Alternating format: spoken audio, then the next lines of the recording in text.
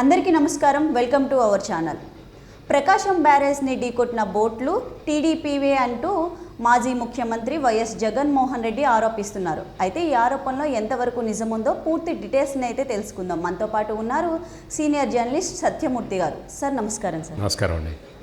ప్రకాశం బ్యారేజ్ని ఢీకొట్టిన బోట్లు తెలుగుదేశం పార్టీవే అంటూ మాజీ ముఖ్యమంత్రి జగన్మోహన్ రెడ్డి ఆరోపిస్తున్నారు. అయితే ఇందులో ఎంతవరకు కరెక్ట్ అంటారు మీరు?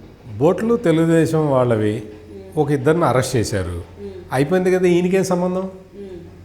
ఒక ఇద్దరిని అరెస్ట్ చేశారు, బోట్లు తెలుగుదేశం వాళ్ళవే అని అనుకున్నా ఇద్దరిని అరెస్ట్ చేశారు. మరి ఇంకా జగన్మోహన్ రెడ్డికి ఏంటి ప్రాబ్లం? ఏంటి? What is his problem? తలసిల్ల Raghuram Telugu Desam party నాయకుడా? కాదు. నందిగం సురేష్ తెలుగుదేశం పార్టీ నాయకుడా? మరి వాళ్ళిద్దరూ జగన్మోహన్ రెడ్డి పార్టీ నాయకులైనప్పుడు, ఈ బోట్లు వాళ్ళవైనప్పుడు తెలుగుదేశం వాళ్ళవి ఎట్లా అవుతాయి? ఆ బోట్లు తెలుగుదేశం పార్టీకి సంబంధించినవి ఎట్లా అవుతాయి? అధికారంలో ఉన్నంతకాలం ఈ బోట్ల మీద జగన్మోహన్ రెడ్డి బ్యాచ్ అంతా కలిసి అక్రమ ఇసుక రవాణా చేశారు. అక్రమ మద్యం బ్రాండ్, వేరే మంచి పాపులర్ బ్రాండ్లు ఆంధ్రాలో దొరకవు కదా, తెలంగాణ నుంచి అక్కడి నుంచి తెచ్చుకోవాలి. ఈ పడవల ద్వారా తెచ్చుకునేవాళ్ళు, స్మగ్లింగ్ చేసేవాళ్ళు. అంటే పాపులర్ బ్రాండ్లు తీసుకొచ్చి ఏపీలో అమ్ముకునేవాళ్ళు. ఇవన్నీ చేసింది వైఎస్ఆర్ కాంగ్రెస్ పార్టీ నాయకులు. ఈ వైఎస్ఆర్ కాంగ్రెస్ పార్టీ నాయకుల బోట్లలో ఈ అరాచకాలన్నీ జరిగినాయి. వాటికి, ఆ బోట్లకి వైసీపీ రంగులు ఉన్నాయి. అంటే తెలుగుదేశం వాళ్ళు వైసీపీ రంగులు వేసుకొని తిరుగుతున్నారా? ఈ జగన్మోహన్ రెడ్డి అసలు అబద్ధాలు చెప్పటాన్ని అలవోకగా చేసిన వ్యక్తి. చేస్తాడు, ఇంకా చేస్తూనే ఉన్నాడు. అధికారం కోల్పోయి 11 సీట్లకి పరిమితమైన జగన్మోహన్ రెడ్డికి సిగ్గు రాలేదు, బుద్ధి రాలేదు. ఇంత మాట ఎందుకు అనాల్సి వస్తున్నది అంటే, నువ్వు నందిగం సురేష్ జైల్లో ఉన్నాడు.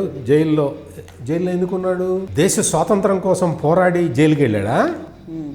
తెలుగుదేశం పార్టీ ఆఫీస్ మీద అటాక్ చేసి జైలుకి వెళ్ళాడు. అటువంటి వ్యక్తిని నువ్వు వెళ్ళి పరామర్శించావంటే అర్థం ఏంటి? తెలుగుదేశం పార్టీ ఆఫీసు దాడి వెనక నువ్వు ఉన్నట్టే కదా.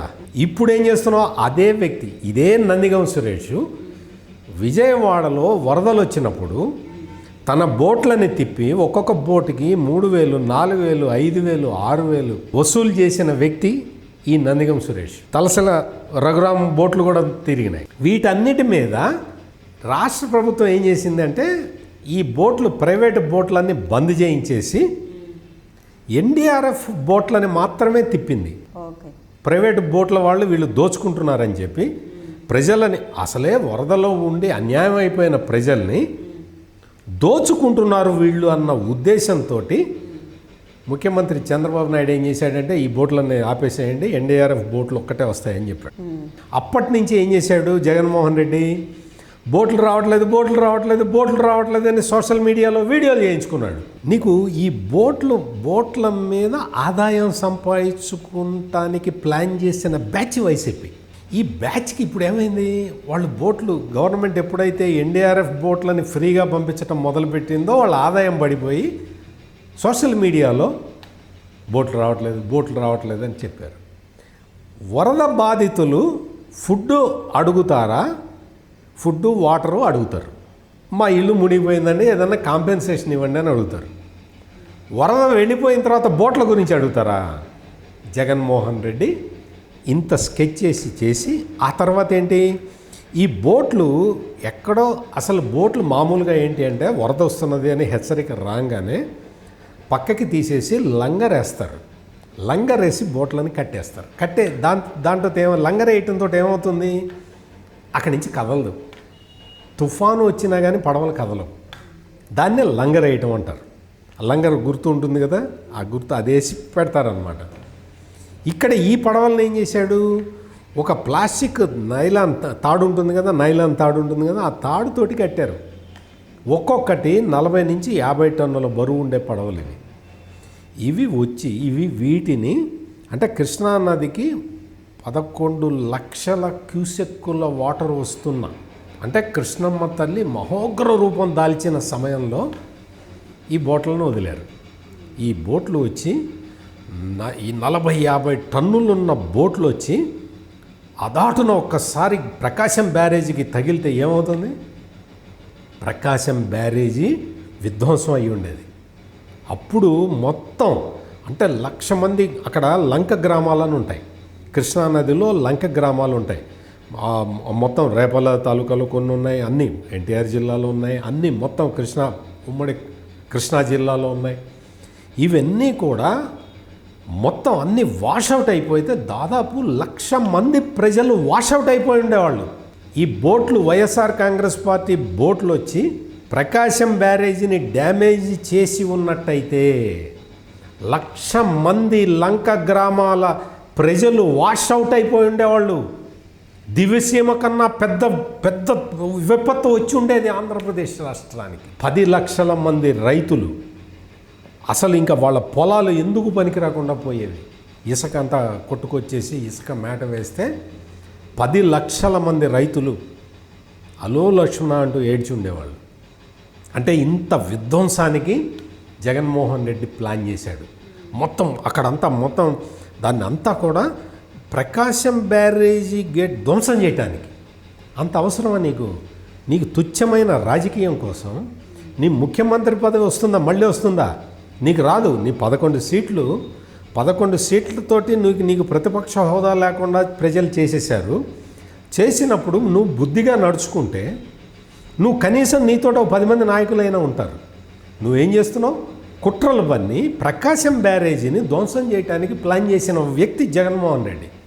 ఈ రోజున అంటే ఇన్ని రోజులు కరెక్ట్గా నేనేమన్నానంటే వైఎస్ఆర్ కాంగ్రెస్ పార్టీ నాయకులు ప్రకాశం బ్యారేజీని డ్యామేజ్ చేయడానికి ప్రయత్నం చేశారని చెప్పాను నేను.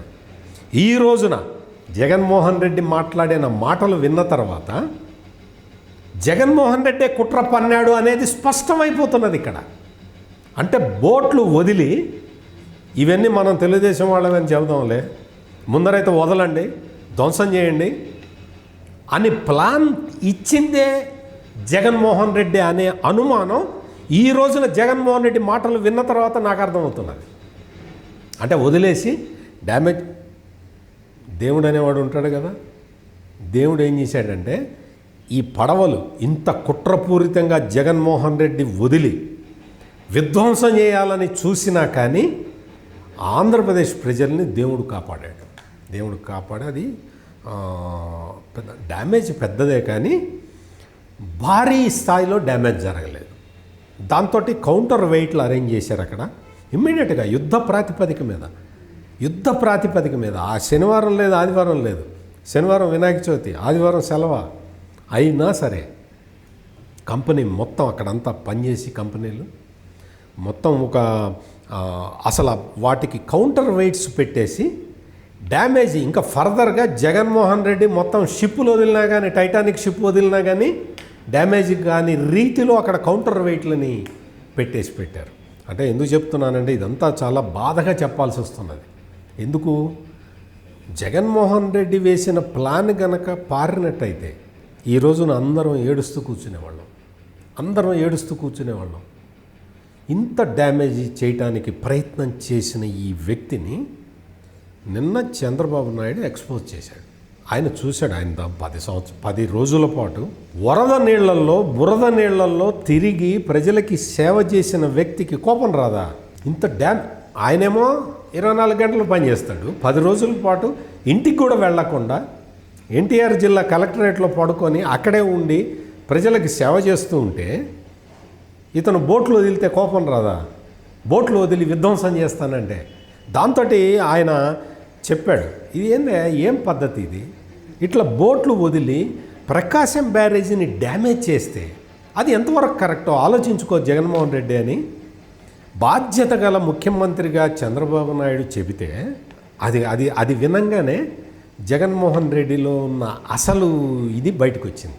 ఆ బోట్లన్నీ తెలుగుదేశం వాళ్ళవే కదా. మరి ఇద్దరిని అరెస్ట్ చేశారు కదా, ఆ ఇద్దరు కూడా తెలుగుదేశం వాళ్ళే. అంటే నీ పార్టీలో ఎవరు ఉండరు కదా, అది ఆ విషయం అందరికీ తెలుసు. ఈ తలసిల్ల రఘురాము, ఈ నందిగం సురేష్ కూడా నీ పార్టీలో లేరా? తెలుగుదేశంలో చేరిపోయారా? వాళ్ళ బోట్లు, వాళ్ళ పని మనుషులు, వాళ్ళ దగ్గర పనిచేసే వాళ్ళు అందరూ కలిసి తెలుగుదేశంలో చేరిపోయారా? నీ దగ్గర ఎవరు లేరా? మరి వాళ్ళు ఇప్పటివరకు ఇంకొక విషయం ఏం చెప్తాడంటే జగన్మోహన్ రెడ్డి, ఈ బోట్లకన్నీ పర్మిషన్లు ఇచ్చింది చంద్రబాబు అంటాడు. అసలు అతను ముఖ్యమంత్రి ఎట్లా అయ్యాడు? అసలు బోట్లకి అంటే ఈ 4 నెలల్లో బోట్లని మొత్తం కొత్త పర్మిషన్లు ఇచ్చారా? ఏం మాట్లాడుతున్నావు? అసలు నీకేమన్నా అసలు అడ్మినిస్ట్రేషన్ తెలుసా? చంద్రబాబు నాయుడు పర్మిషన్ ఇచ్చి ఆ బోట్లని వదిలేట అంటే ప్రకాశం బ్యారేజీని డ్యామేజ్ చేసుకొని మొత్తం ప్రజలకి నష్టం చేయాలని చంద్రబాబు నాయుడు ప్లాన్ చేశాడని చెప్తాడు. యాక్చువల్గా తన ప్లాన్ ఎప్పుడైతే బయటకు వచ్చేసిందో, కుట్ర ఎప్పుడైతే బట్ట బయలైపోయిందో, చెమటలు పడుతున్నాయి జగన్మోహన్ రెడ్డికి. ఎక్కడ ఇప్పుడు వచ్చింది ఎందుకు? నందిగం సురేష్ దగ్గరికి వెళ్ళి నువ్వు ఆ బోట్ల విషయంలో ఏంటి, నువ్వు నా పేరు చెప్పమాక, తెలుగుదేశం పార్టీ ఆఫీస్ మీద అటాకుల్లో నా పేరు చెప్పమాక, నాదే కాదు పాపం సజ్జల రామకృష్ణారెడ్డి పేరు కూడా ఎక్కడ చెప్పమాక, మేమేదో ఇప్పుడు అధికారం పోయింది కదా, మేము ఇబ్బందుల్లో ఉన్నాం కదా అని నందిగం సురేష్ని బతిమలాడుకోవడానికి వెళ్ళాడు జగన్మోహన్ రెడ్డి. జైలుకి వెళ్ళి నందిగం సురేష్ని, అంటే జైల్లో ఉన్న వ్యక్తి, అసలు ఇంకోటి ఏంటంటే నందిగం సురేష్ని పట్టించిందే వైసీపీ నాయకులు. నందిగం సురేష్ పారిపోయాడు అక్కడి నుంచి, పారిపోయి హైదరాబాద్ పారిపోయి ఎవరో ఒక టీవీ సీరియల్ నటి ఎవరో ఉన్నారు, ఆమెతో కలిసి పారిపోతే అక్కడ ఉన్నాడు, కుక్కడపల్లిలో ఉన్నాడు అని చెప్పి ఏపీ పోలీసులకి ఇన్ఫర్మేషన్ లీక్ చేసిందే వైసీపీ వాళ్ళు. లీక్ చేస్తే వీళ్ళు వెళ్ళి పట్టుకొని వచ్చిన తర్వాత ఇప్పుడు ఈ విషయాలన్నీ నందిగం సురేష్కి తెలుసు కదా.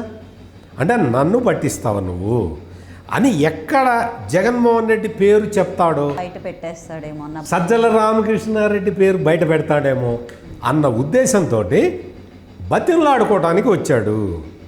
బతిమలాడుకోవడానికి వచ్చినవాడు బతిమలాడుకోవాలి, పోవాలి. బోట్లు వదిలింది మేము కాదు, నువ్వు కాకపోతే ఎవరు? నీ పార్టీ రంగులు ఉన్నాయా లేదా? నీ పార్టీ రంగులు వేసుకున్న పడవలా కాదా? ఆ పడవల మీద ఇసుక అక్రమ రవాణా చేసింది, మద్యాన్ని స్మగ్లింగ్ చేసింది నువ్వా కాదా? నీ ముఖ్యమంత్రి 5 సంవత్సరాల కాలంలో